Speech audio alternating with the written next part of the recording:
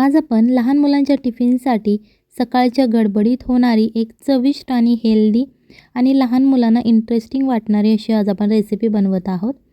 या रेसिपीसाठी सगळ्यात पहिल्यांदा आपल्याला इथे गव्हाचं पीठ घ्यायचं आहे। इथे मी 1 वाटी गव्हाचं पीठ घेतलेलं आहे आणि यामध्ये आपल्याला चवीनुसार मीठ घालायचं आहे।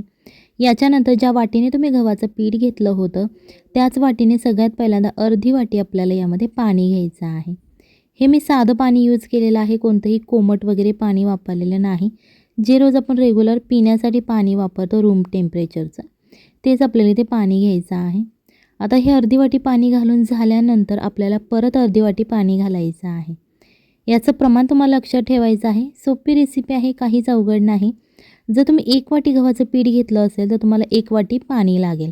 जर तुम्ही 2 वाटी गव्हाचं पीठ घेतलं तर तुम्हाला 2 वाटी पाणी लागेल। याच्यानंतर हे पीठ छान असं आपल्याला मिक्स करायचं आहे।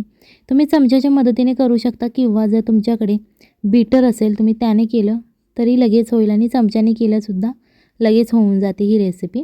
या ज्या गाठी तुम्हाला दिसत आहेत यामध्ये या तुम्हाला पूर्ण गाठी फोडून घ्यायच्या आहेत आणि छान असं पातळ असं आपल्याला बॅटर तयार करायचं आहे। जास्तही पातळ नाही आणि जास्तही घट्टही नाही, मीडियमच हे बॅटर आपण तयार करून घेतलेलं आहे। हे आता आपण साईडला ठेवून घेणार आहोत। याच्यानंतर इथे आपल्याला एक पॅन घ्यायचा आहे। त्यामध्ये जर तुमच्या मुलांना तेल आवडत नसेल तर तुम्ही बटर किंवा तूप इथे वापरलं तरीही चालेल। 1 चमचा तेल घ्यायचं, त्याच्यानंतर थोडीशी जिरे आणि मोहरी यामध्ये घालायची आहे।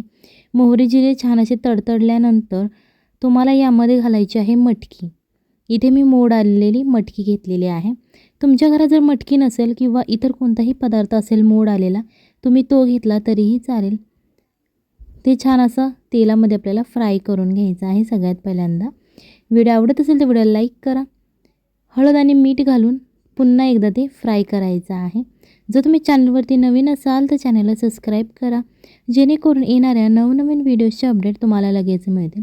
यामध्ये कोथिंबीर घालायची आहे। तुम्ही अशा प्रकारे अख्खीसुद्धा जे आपण खुडून कोथिंबीर घेतो ती घातली तरीही चालेल किंवा बारीक चिरून घातली तरीही चालेल।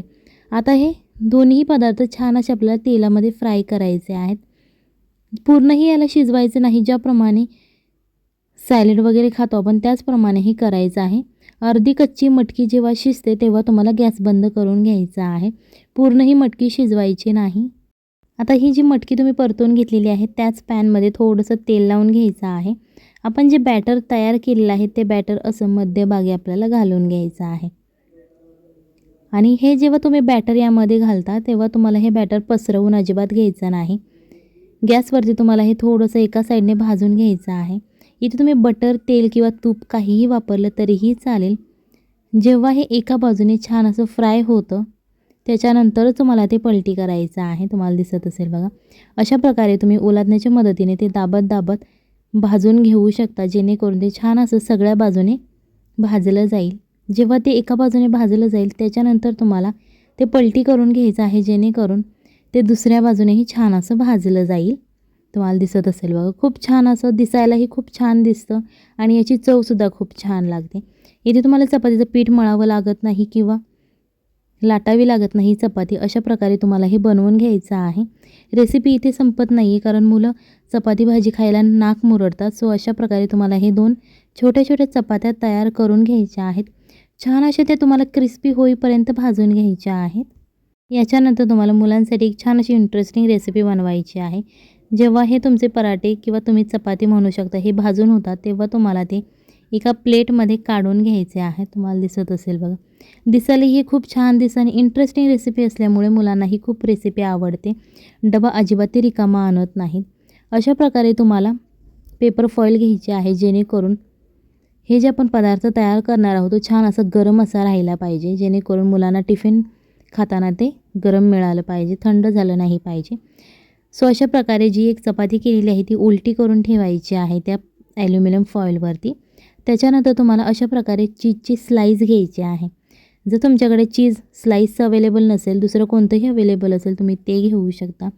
अशा प्रकारे ही स्लाईस मध्यभागी ठेवायची आणि त्याच्यानंतर आपण जी मटकीची भाजी तयार केलेली आहे ती अशा मध्यभागी उभट आकाराची भरून घ्यायची आहे। त्याच्यानंतर ही चपाती आपल्याला रोल करून घ्यायची आहे। तुम्हाला दिसत असेल बघा, दिसायलाही खूप छान दिसते आणि चवीलाही खूप छान लागते। हे जे रोल आहे तो थोडासा असा बाहेरच्या बाजूला काढायचा आहे आणि त्याच्यावरती अशी ॲल्युमिनियम फॉईल आपल्याला रोल करायची आहे. आणि जी ॲल्युमिनियम फॉईल खालच्या बाजूला जी एक्स्ट्राची राहते ती अशा प्रकारे दुमडून घ्यायची आहे, जेणेकरून मुलांना हातामध्ये पकडायला ते सोपं जाईल आणि दिसायलाही खूप छान दिसतं. अशा प्रकारे तुम्ही मुलांच्या टिफिनमध्ये ही रेसिपी देऊ शकता. याच्याबरोबर टोमॅटो सॉस किंवा एखादी कोणतीही चटणी तुम्ही देऊ शकता, जेणेकरून मुले टिफिन अजिबात परत आणणार नाही. चला तर मग भेटूयात पुढच्या रेसिपीमध्ये. तोपर्यंत बाय बाय, टाटा.